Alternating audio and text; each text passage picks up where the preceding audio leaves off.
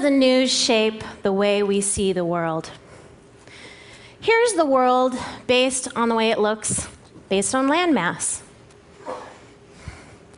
And here's how news shapes what Americans see. This map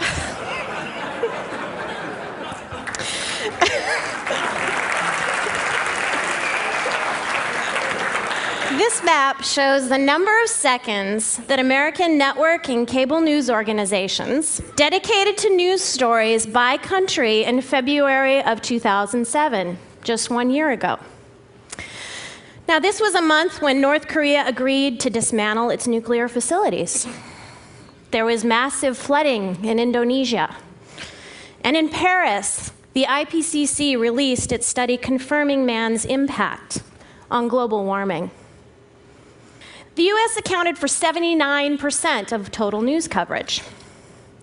And when we take out the US and look at the remaining 21%, we see a lot of Iraq, that's that big green thing there, and little else. The combined coverage of Russia, China, and India, for example, reached just 1%.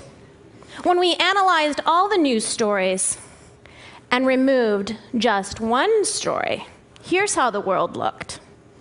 What was that story? The death of Anna Nicole Smith. This story eclipsed every country except Iraq and received 10 times the coverage of the IPCC report. And this cycle continues. As we all know, Brittany has loomed pretty large lately. So why don't we hear more about the world? One reason is that news networks have reduced the number of their foreign bureaus by half.